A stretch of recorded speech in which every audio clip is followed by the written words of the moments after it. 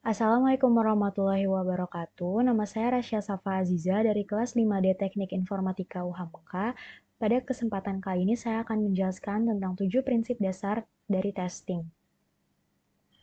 Yang pertama ada testing shows presence of defect.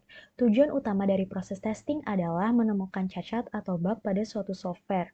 Pengujian dapat menunjukkan cacat yang hadir tetapi tidak dapat membuktikan bahwa tidak ada cacat. Bahkan setelah pengujian aplikasi atau produk secara menyeluruh, kita tidak bisa mengatakan bahwa produk tersebut adalah 100% bebas cacat. Pengujian selalu mengurangi jumlah cacat yang belum ditemukan yang tersisa dalam perangkat lunak, tetapi bahkan jika tidak ada cacat yang ditemukan, itu bukan bukti kebenaran. Yang kedua ada exhausting testing is impossible. Menguji segala sesuatu termasuk semua kombinasi input dan prasyarat tidak mungkin. Jadi, bukannya melakukan pengujian lengkap, kita dapat menggunakan risiko dan prioritas untuk memfokuskan upaya pengujian. Jadi, mengakses dan mengelola risiko adalah salah satu kegiatan yang paling penting dan alasan untuk pengujian dalam setiap proyek. Yang ketiga ada early testing. Dalam software development lifecycle atau SDLC, kegiatan pengujian harus dimulai sedini mungkin dan harus difokuskan pada tujuan yang telah ditetapkan. 4. Defect clustering. Sejumlah kecil modul berisi sebagian besar cacat ditemukan selama pengujian pra-release atau menunjukkan kegagalan yang paling operasional. Hal ini dapat memudahkan tester dalam mengidentifikasi. Yang kelima ada pesticide paradox. Jika jenis yang sama dari tes diulang lagi dan lagi, akhirnya set yang sama dari kasus uji tidak akan lagi dapat menemukan bug baru. Untuk mengatasi hal ini, pesticide paradox itu benar-benar sangat penting untuk meninjau kasus uji secara teratur dan tes baru dan berbeda harus ditulis untuk latihan bagian yang berbeda dari perangkat lunak atau sistem untuk berpotensi menemukan lebih banyak cacat. Yang keenam ada testing is context different. Pengujian pada dasarnya tergantung konteks. Berbagai jenis situs yang diuji berbeda. Misalnya, testing software yang berkaitan erat dengan keamanan tentu berbeda dari sebuah situs e-commerce. Yang ketujuh ada absence of errors fallacy. Jika sistem yang dibangun tidak dapat digunakan dan tidak memenuhi kebutuhan dan harapan pengguna, kemudian ditemukan dan memperbaiki cacat atau bugs, hal ini tidak akan berguna sama sekali. Adapun akibat dari tidak menerapkan prinsip dasar dari testing.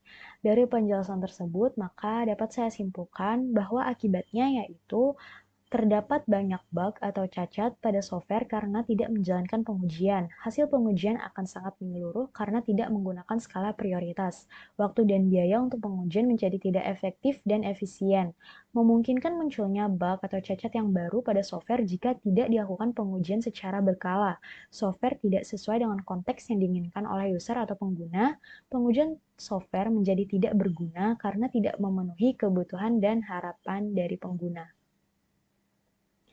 Selanjutnya ada kegagalan di dalam proses testing yang tidak sesuai prosedur. Contohnya itu ada the Terac 25 disaster.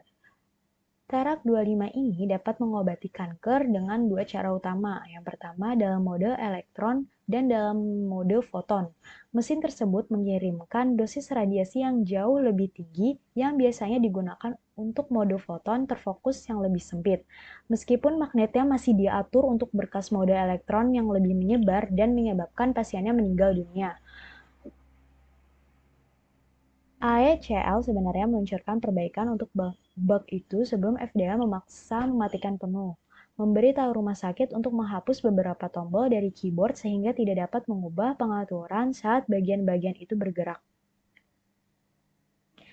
Mereka memang melakukan beberapa pengujian keamanan dan keandalan, tetapi analisis tersebut didasarkan pada apakah komponen perangkat keras akan aus, bukan apakah ada masalah dengan perangkat lunak itu sendiri.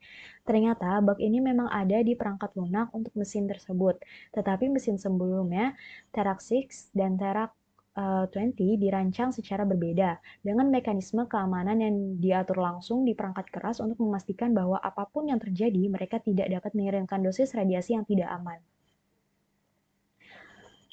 Selanjutnya ada contoh kasus operasi Desert Shield dan bug Rudolph Patriot. Selama operasi Desert Shield, militer AS menggunakan sistem rudal Patriot sebagai pertahanan terhadap pesawat terbang dan rudal, dalam hal ini rudal Irak, Al-Hussein, atau SCUD. Perangkat lunak pelacak untuk rudal Patriot menggunakan kecepatan targetnya dan waktu saat ini untuk memprediksi dari mana targetnya berasal dari satu instan ke instan lainnya. Karena berbagai target dapat berjalan dengan kecepatan hingga Mach 5, perhitungan ini harus sangat akurat. Pada saat itu, ada bug dalam perangkat lunak penargetan. Bug ini sebenarnya sudah diketahui dan hanya diperbaiki dengan reboot sistem secara teratur dan dengan demikian mengatur ulang jam sistem.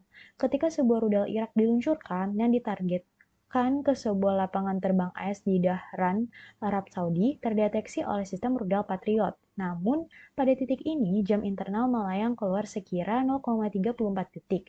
Jadi ketika mencoba menghitung di mana rudal akan berada di depan, ia melihat area di langit lebih dari setengah kilometer dari lokasi rudal sebenarnya. Rudal tersebut akhirnya dibawa ke tempat tujuan di mana ia telah membunuh 28 tentara dan melukai 98 tentara lainnya. Kesimpulannya, adanya pengujian atau testing sangat penting untuk sebuah software yang akan dioperasikan. Karena jika software tersebut tidak dilakukan pengujian dengan baik, maka memungkinkan terjadinya kecacatan atau kesalahan fatal yang membahayakan bagi user atau pengguna. Berikut adalah beberapa referensi yang saya gunakan untuk mengerjakan materi ini. Sekian yang saya sampaikan. Mohon maaf apabila ada kesalahan. Wabillahi taufiq wal hidayah. Wassalamualaikum warahmatullahi wabarakatuh.